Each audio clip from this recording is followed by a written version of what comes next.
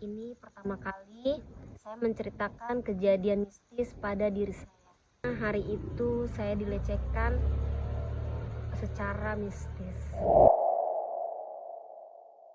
Saya Ayu. Di sini saya akan menceritakan kejadian yang sampai sekarang masih membuat saya trauma.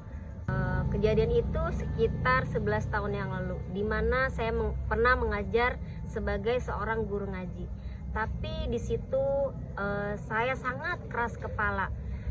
Saya sempat ada masalah sedikit dengan orang tua saya, dan saya harus keluar dari rumah mengajak putra saya. Di saat itu anak saya masih sangat balita, dan saya keluar dari rumah untuk mencari satu kontrakan.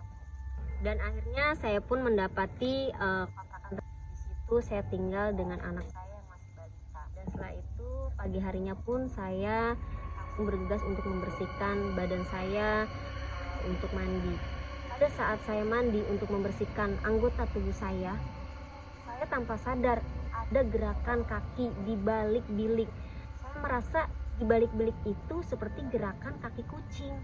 Saya asik terus dengan membersihkan anggota tubuh saya.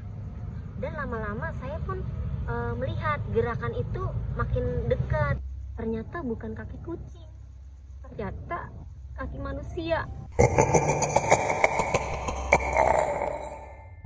Dan tanpa sadar orang itu udah melihat sekujur tubuh saya.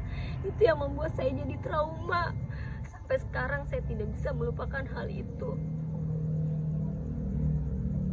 Dengan rasa ketakutan saya itu, saya pun akhirnya berteriak meminta tolong agar orang yang melihat saya itu tertangkap.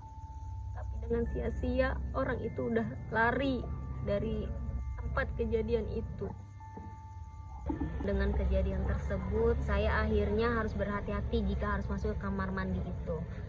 Dan setelah kejadian itu, di tengah malam saya tidur hanya dengan putra saya yang masih balita. Tiba-tiba saya mendengar ada suara angin begitu sangat kencang. Dan di situ saya terbangun. Tapi setelah saya terbangun, saya melihat anak saya itu nggak ada.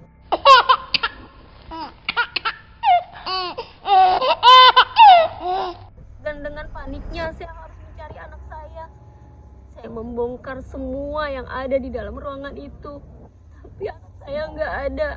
Dan di situ saya harus mengucap astagfirullahaladzim, harus beristighfar, membaca selawat dan yang lain yang saya bisa. Saya mencari-cari di semua sudut, tapi anak saya nggak ada. Dan dengan panik saya harus keluar mencari anak saya. Setelah saya ingin membuka pintu, saya tersandung.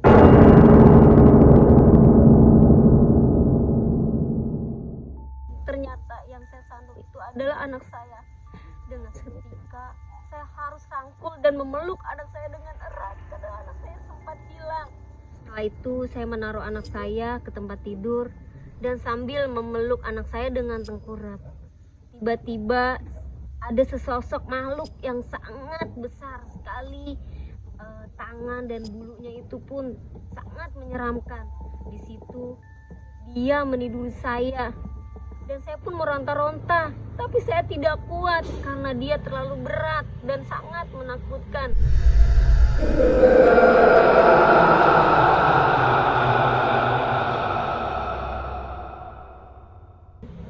Tapi saya harus bisa dan harus kuat agar saya tetap ada bersama anak saya. Dan di saat itu pun saya mengucap astagfirullahaladzim, selalu berucap dan berucap. Akhirnya terlepaslah dari makhluk itu.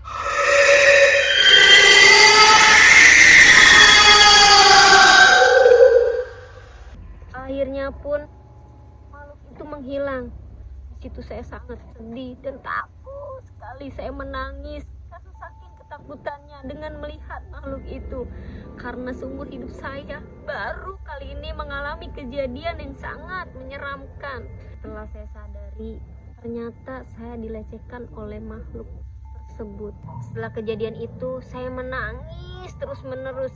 dan pagi harinya pun saya merasakan badan saya itu sangat sakit. Sampai saya sadari setelah itu badan saya pada biru. Ternyata malam itu saya digauli oleh genderuwo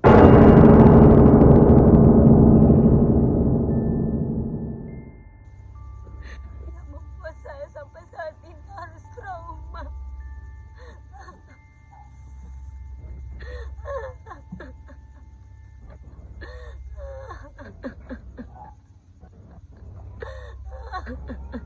Setelah itu akhirnya saya pun dijemput oleh ibu saya untuk balik lagi ke rumah. Dan saya pun sadar ternyata kita tidak boleh membantah sedikit pun apa yang orang tua kita bilang. Kita harus menurut dan menempati setiap omongannya. Saya pun merasa saya ini anak yang kurang berbakti kepada ibu saya.